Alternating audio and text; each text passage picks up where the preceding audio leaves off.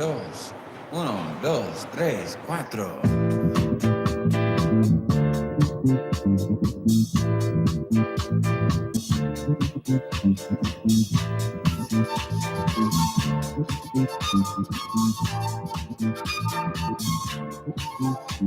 You see that black boy over there running scared? His old man at the bottom. Okay, folks, welcome back. Welcome to The Reality Check with Charles Butler. We are broadcasting live out here on Red State Talk Radio. We are live on YouTube. So it's been busy, busy, and a privilege and pleasure to be with you today. We have a very special guest, Mr. Robert Spencer. He asked a question, a conversational question: did Muhammad exist? An inquiry into Islam's obscure origins. And obscure they are. I've asked the same questions. Are jihadis dying for a fiction? Everything you thought you knew about Islam is about to change. Listening to Robert. So I am very interested because I am a student of Islam, have been for over 30 years. And I didn't get a chance to read his wonderful book. We're going to bring him on and let him tell us, ask some questions about what's going on. He's got a bestseller. He's the author of The History of Jihad, The Palestinian Delusion, and Did Muhammad Exist? He's led seminars for the FBI, the U.S. Central Command, U.S. Army Command, and General Staff College, and the asymmetric, warfare group, and the Joint Terrorism Task Force. You've been a busy guy. Hey, welcome to the show. How you doing? Very good, Charles. Good to talk to you.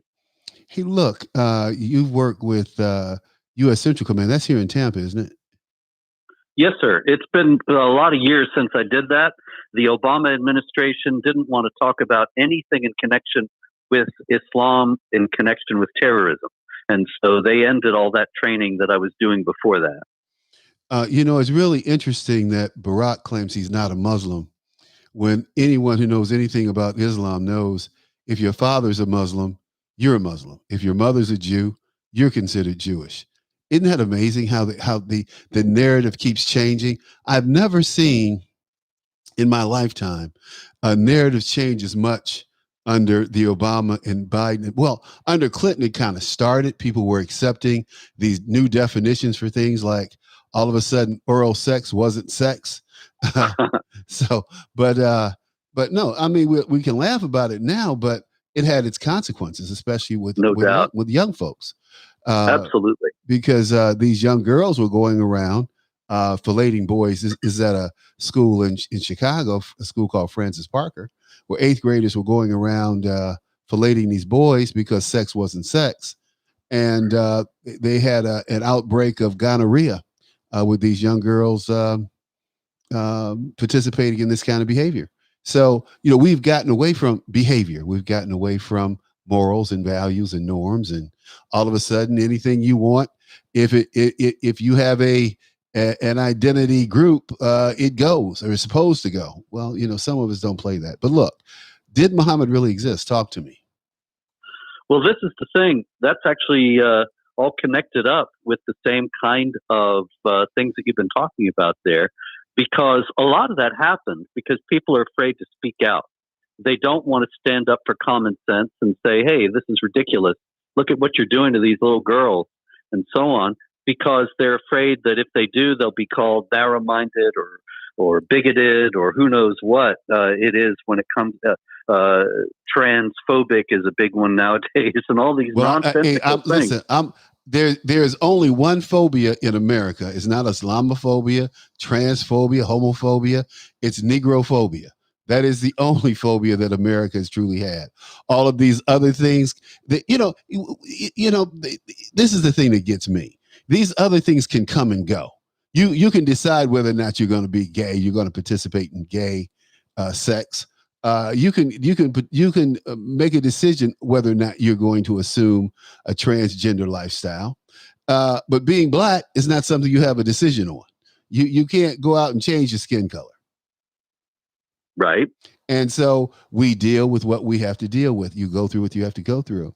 As some of my my Polish friends would tell me, like one of my good friends, he said he didn't win the Heisman, and he felt largely because he was Polish, and he certainly had a point. His name was Walt Kowalczyk, 1957. He came in second in the Heisman Trophy voting. Played for Michigan State. Should have been, I think, looking at the numbers and the tapes, he should have been the Heisman Trophy winner that year. But he ended up coaching my high school football team. So even then, people were afraid of being called racist.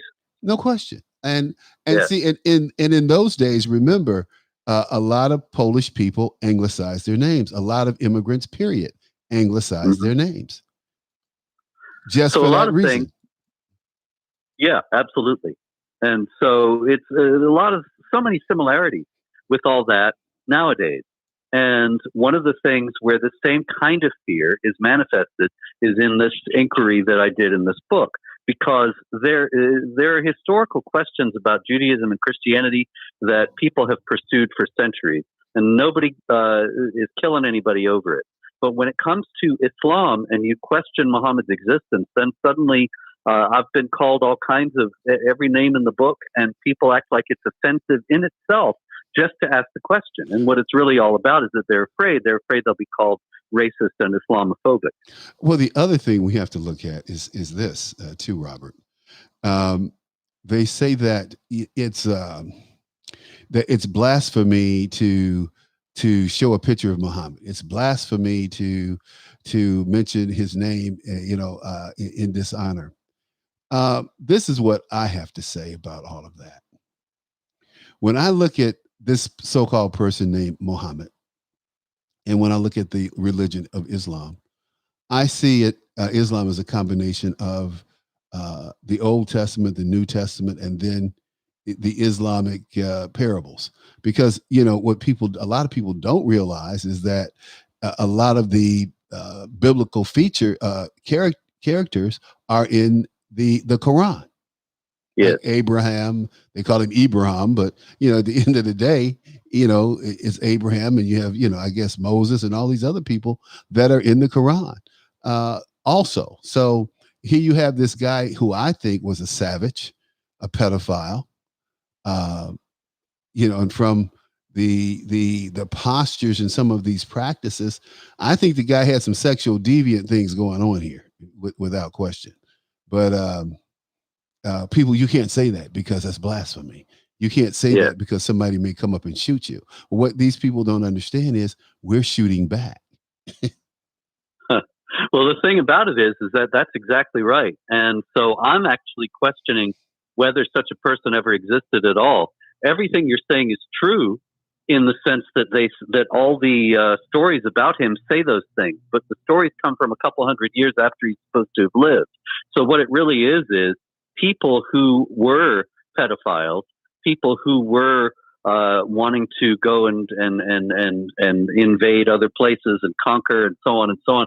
They put all this together and they made this person up to justify their what behavior. They wanted to do. Mm-hmm. Their behavior. Yeah, exactly. The multiple wives and things like that. That's what they did. So they made up this prophet who said, "This is all the right way to act. This is what you should do." Wow. Well, I can tell you this, man. It's deep. It is. There's a whole lot to it. It's really incredible. You look at the first 60 years after Muhammad's supposed to have lived, nobody ever mentioned